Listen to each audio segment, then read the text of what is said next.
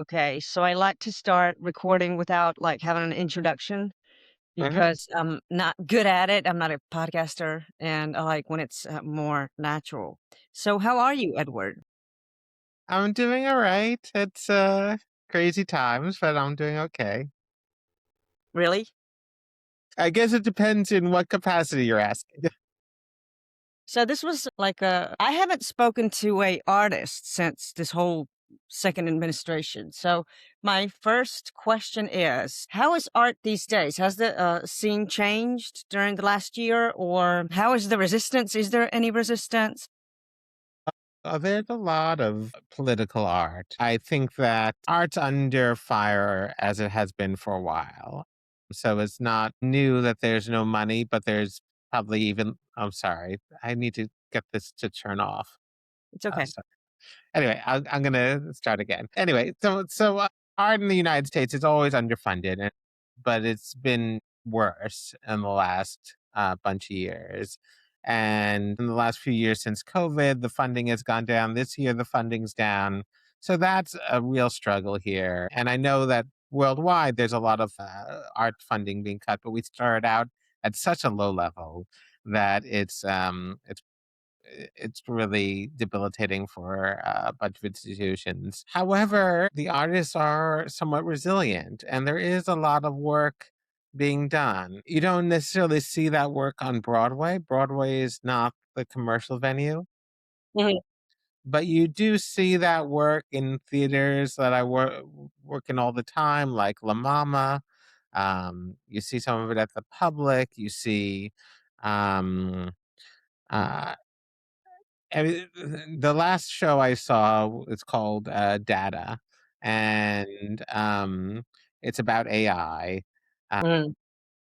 but you start watching it, and you also realize it's about immigration. It's about the American policies on immigration, the way that the government is using AI to enforce immigration laws, those sorts of things. And it's interesting because I think Americans think of political theater sometimes in a very black and white way, where and I'm talking about audiences more than artists, but I would call what they think of as political theater as agitprop, things that are have a more black and white conclusion about what the answer is politically, and protest plays, that sort of things. And those do exist, though I don't think that they are the more interesting plays. I think things like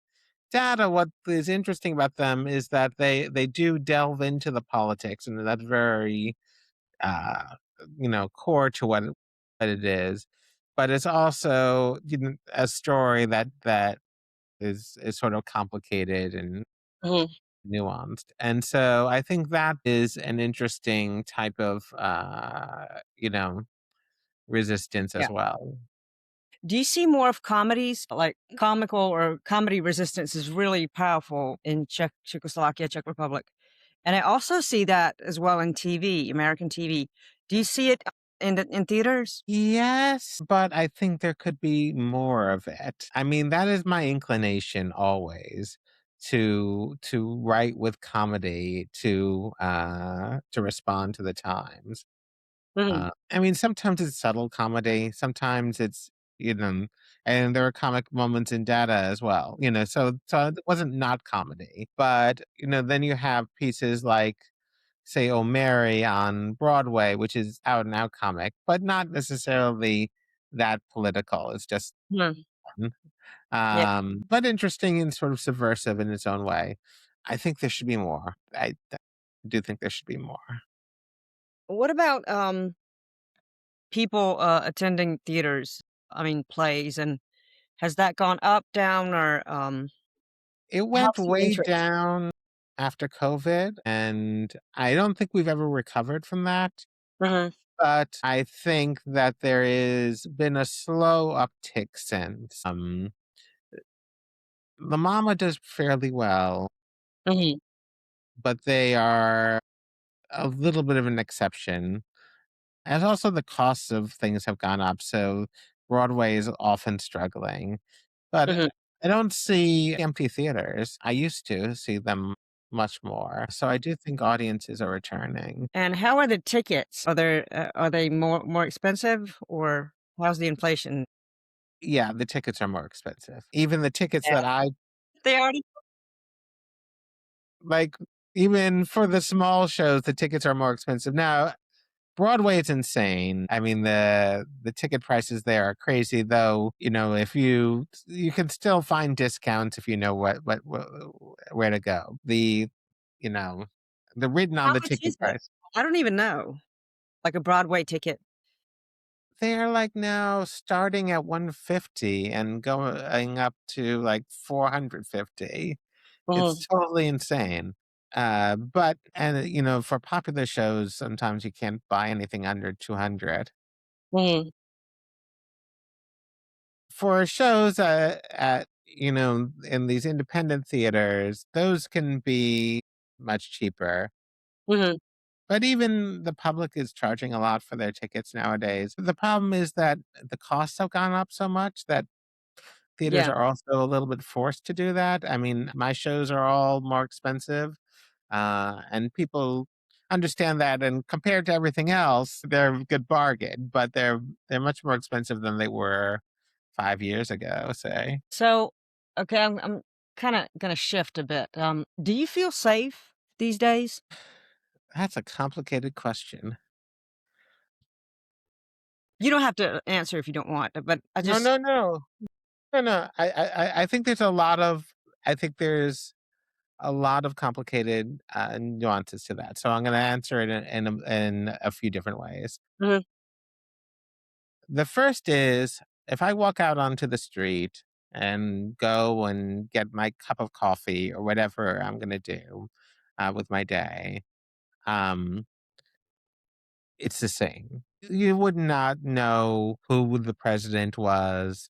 You would not know what war is going on where. It's the same, right? There are instances of like times people have said something, say like anti-Semitic to me or something, of that sort. But honestly, like in my life, that's happened before, before, like, so yeah, it's not that different, really. It's the awareness of everything that makes one hesitant. So, you see, just going to talk about different levels of feeling like unsafe. But you see the administration talking about cracking down on people who you know, have been vocal about ICE or this or that, and then you think, oh, can I leave the country and come back? And they're gonna like you know interrogate me about it. I have no idea. I don't think so yet, but maybe at some point. I have a friend with a daughter who was adopted from China, and they decided not to go on an international trip because she wasn't born in the United States, and he got mhm, nervous about what was going on. I, I go into Jewish events, and there is so many levels of security mhm. that happen when I go into those events. It's insane. Really? Yeah, yeah. And it's just, yeah, there are barricades, there are metal detectors, Mhm. and all those threats are real. I mean, there have been various incidences, you know, and of course, like everybody nowadays, I'm subject to online random people saying horrible things to me. Really? Yeah, yeah. Um, yeah, I mean, if you're Jewish and put anything about being Jewish online, Yeah. it's insane. And so you become aware of it all. And then I read about what's going on in the administration or what's going on here. And then that impacts a sense of safety. You read about the wars and the craziness that's going on in the world. And that feels like, that impacts it as well. But the truth of the matter is, so far, I'm Yeah. living a perfectly fine life. Like sometimes people, when I invite them to come to the festival, They Mhm. say, "What's it gonna be like in New York?" And I say, "Right now, it's the same as it ever was." There's this strange thing that I've noticed, but, my cousin Alex from, North Carolina, he said it's an actual thing that, like, citizens abroad, they Mhm. get more distracted or more emotionally involved being abroad than inside the United States, and I kind of feel that. It's like I'm looking at, like, a huge movie or, like, a motion picture, and I get all the information and just watch every I don't know, every window and every story, and I don't have the capability, or I can't go to America and kinda calm down to be in Right. a place where it kind of doesn't look like it's happening, because all I see is news. So I believe what you're saying. I've been there in, October, and that was really surreal. I was in Washington, Mhm. and there was, like, something it was like everyday life, but something was completely off. There was just this weird vibe, Yeah. unsettling vibe. Nobody I didn't hear Trump or Vance or none of those names once. Yeah. It's just like this pulse, this Right, right. nervous pulse in the air. But New York Yeah. must be different, right, a bit than Yeah, Washington? New Yeah, New York is different. I mean, New York still is such a city of immigrants, such a diverse city that, I mean, it's what I love about it. My wife and I do this thing that we go to, it's sort of insane tradition, but we go every month, we go to a street that corresponds to the number of months we've been together. And so Really? I love yeah, that. we're on 160 something right now. And so we went to Queens because there's a street that number there, and it's in one of these neighborhoods that is totally immigrants. Mhm, It's all food from the area. It's mostly South Asian, mhm, like some Pakistani, some Indian, but anyway, but everything was this whole little world, and I was like, it's amazing. mhm. There's so many of these little worlds that we've gone to just through our little tradition. We just ended up in ended up in the Love that. Korean neighborhood, and it's great in New York that way. Mhm, But I also had this feeling of like somebody gonna come sometime and like try to arrest people here. I don't know. I don't know. I hope not, but hasn't happened yet. I was in Chicago mhm, to do a show, that went up in January, mhm, and, I was a little afraid because ICE had just been there. I wasn't sure if they were still gonna be there when I was there. mhm, But again, I mean, that was part of a festival. It was a great experience. Every show was sold out. Uh mhm, Like, the people I was around were still doing their work, and some of it was political, and some of it wasn't political, and people talked about politics all the time and talked about the world, but on the other hand, once we got into the rehearsal room and we're doing the show, it's like a rehearsal room. We had to put on a show and figure it all out. mhm. So do people still remember who Václav Havel is? So I'm not the person to ask for an objective assessment of this because I hang around a lot of people who know who Václav Havel is. The average person in America has no idea who Václav Havel. Mhm, And when I did, in 2006 is how like my session with Havel started. And I did this festival of all his work, and he was here in New York for it. And I started telling people about it, and I was shocked by how many people in theater didn't know what I was talking about. Now mhm, there were people who did, and people were very excited that he came in, and we had full audiences for his shows. But mhm, there's a lot of people who don't know, and so I teach a playwriting course. mhm. Almost never does anyone know who Václav Havel is when I mention, some of the work I do. And then I talk about him and people are excited, but, um, yeah, it's Yeah, I actually know that. Yeah. from a journalist. She said she didn't know who he was, and I was really surprised. But I mean, why should they? It is a long time ago. Yeah, yeah. But he's so accurate today. He's That's why I'm so asking. accurate. He's so accurate. That is one of the reasons that working on this festival feels so important to me actually right now is that, because I do try to do theater that is somewhat political. Mhm, It depends on what your definition of political is, but there it explores social, human rights, whatever it is. mhm, It's the issues of the day often. But this is also a way for me to sort of launch myself into a lot of these complicated politics. And I think it's really helpful also to have the discussion that comes from Central and Eastern Europe right now, mhm. because it's a different experience, but it's also one that really speaks to our experience. Yeah. And I think that there's just a different history that makes Central and Eastern Europe almost more prepared for this world. Mhm. I Yeah. feel like America has been unprepared. I feel like it's all just been a sense of disbelief about what's going on. That's beyond anyone's expectation of what could be possible. And I think that the people in Central and Eastern Europe feel like, oh, we knew this was possible. We've always like this is so much part of our history. Yeah.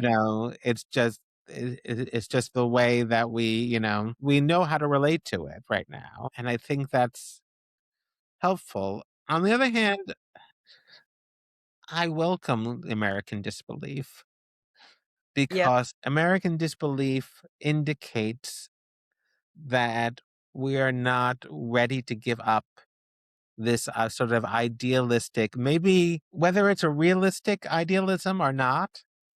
I think the idealism about democracy, about freedom, about all these things is helpful because there are things people, I hope, will not eventually agree to. And so I think it's a useful disbelief. That's interesting. I never thought of it that way. But how long is it gonna take, this disbelief? It's smaller, right? I mean, Yeah, people.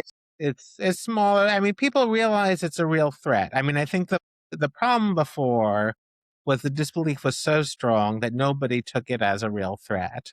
Mhm. Now people do, I think, or at least anyone I know takes it as a real threat. But there's a core disbelief that they will succeed. Yeah. But that might be true, right? Yeah, that might be true. And I think that disbelief may even help make it true. Like Really. because there's people aren't going to give up because they're like, no, this can't possibly happen, and I can't possibly be part of a society that will let it happen. So I think the war in Iran changed a lot of that, right? That's how I feel it from here. No? So America and Iran is a really weird situation because Trump didn't talk to anybody about it. He didn't try to persuade the country. Mhm. He just went and did it, right? Mhm.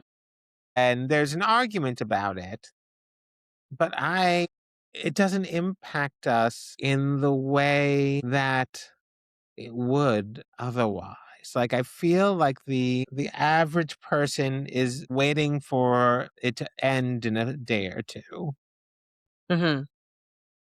Partly because he says that's what's going to happen all the time, and partly because there's no will to continue it.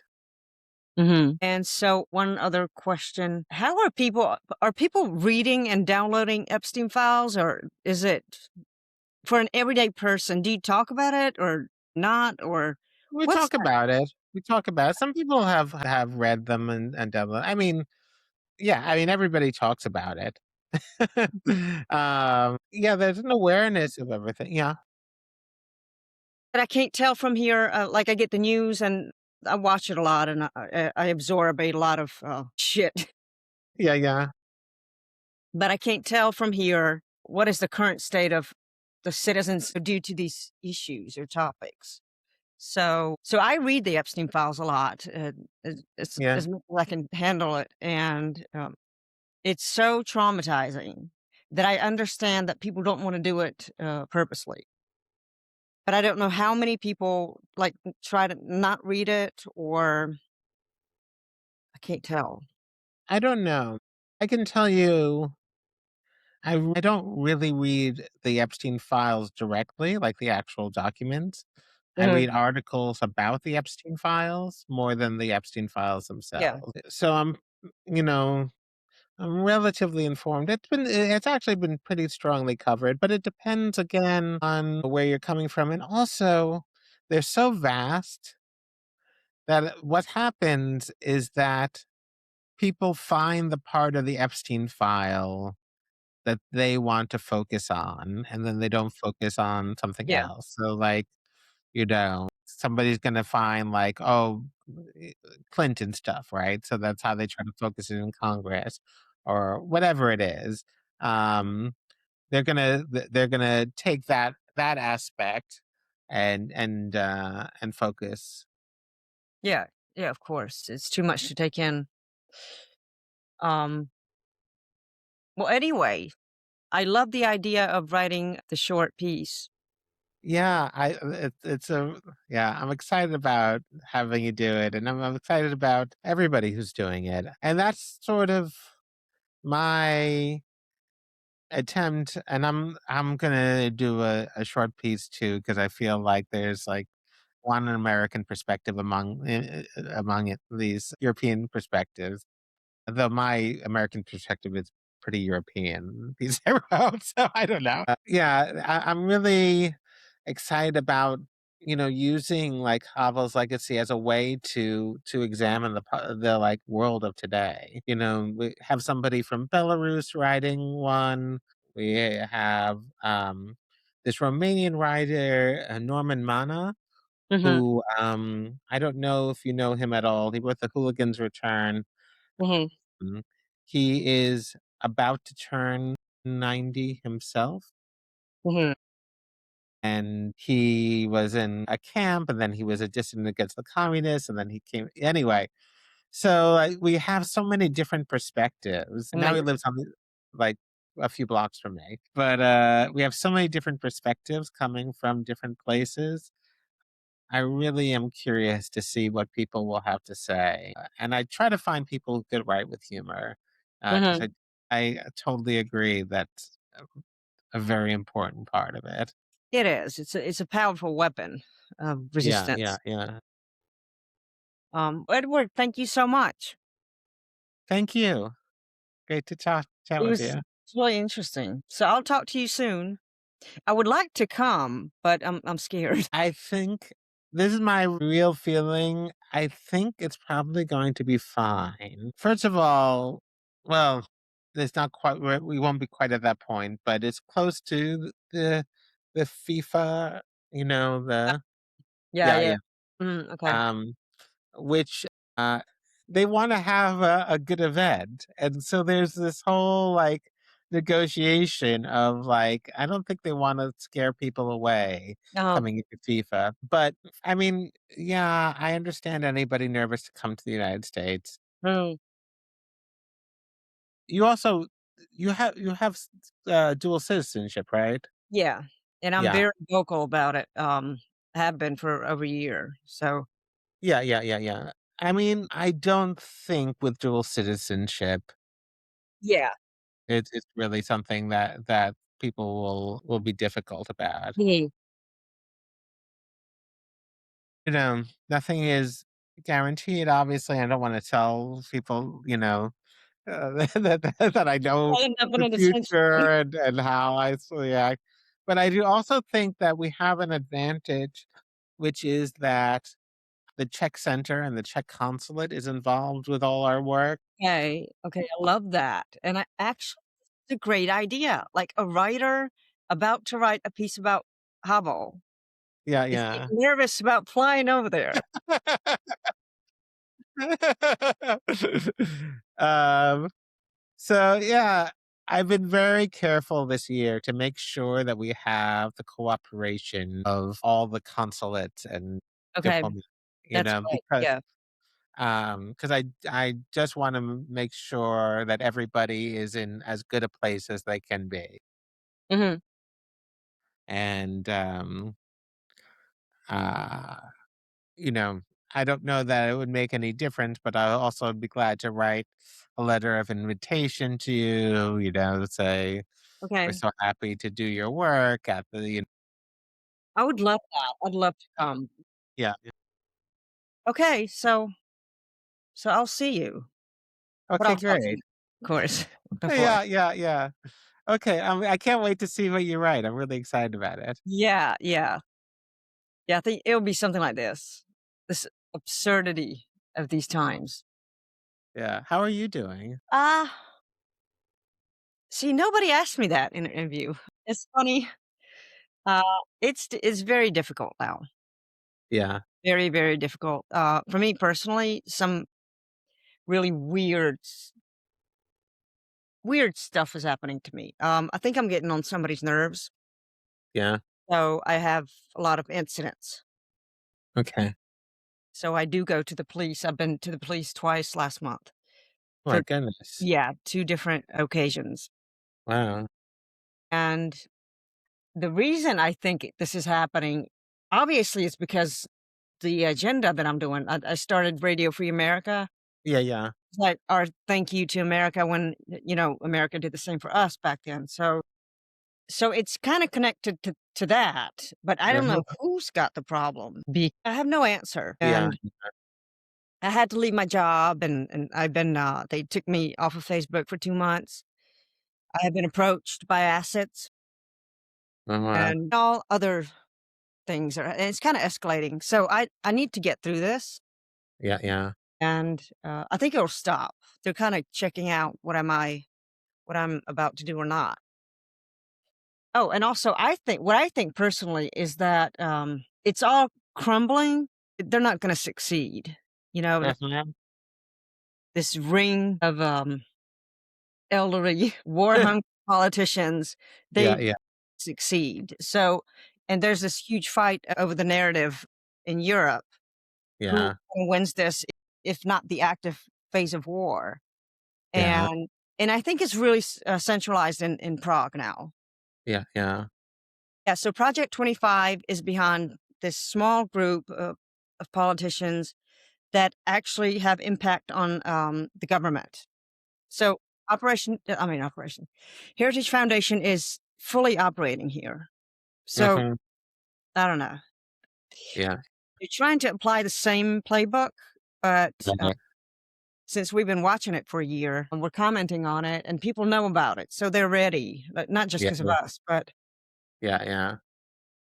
yeah. So who knows? I don't know. Right, So right. it's difficult now, but I expected it, and it'll calm down. Yeah, yeah, yeah. Yeah. You didn't expect that, did you? I mean, I didn't, but I'm, not glad to hear it, but I appreciate Yeah. you shared it. I wanna write a play about it one day 'cause, Yeah. it would be called do you know that word? No, I don't know that word. Stasi used to do that. They would do it to dissidents. They would psychologically, mentally, socially take them down. It's like this Right. whole manual. They wrote a manual, and it fascinates me. So I've been studying that. Mhm. I'll send you more info about it. Okay. But it's all, again, Havel-like stuff. It hasn't changed much, and it's actually not gonna change in the time of AI. It's pretty much all psychological operations that it just keeps repeating. Yeah, AI is such a disaster. Yeah. I read today that Meta, fired 14,000 employees. I I need didn't to even verify it, but, this is gonna get really this is a huge topic. AI and getting rid of, people and Yeah, their yeah. jobs, yeah. Yeah. Anyway, I think I do have I have actually more hope than I used to Hmm. because I don't think they can pull this off. This is just too big, and there's too many of us, and Yeah. people see it now. So I have I have hope, but I didn't last year. But now the worse it gets, the bigger hope, the big that's I just mean, yeah, I have hope. I have hope. I think, I mean, I'm deeply worried about what's happening. I do think that there is enough. I don't know. It's like what I said. There's an advantage to the even overly optimistic propaganda we learned in school, right? This is what America stands for, and true or not, if you look at our history, it's not really exactly it scans it. But there's a something that is helpful with that belief because I think that people do believe it, and there's a certain point where people will just refuse. Mhm. Yeah. Okay. Okay. It was so Well, I thank you. Stay safe, Edward. yeah, you too. You too. Okay. Bye bye.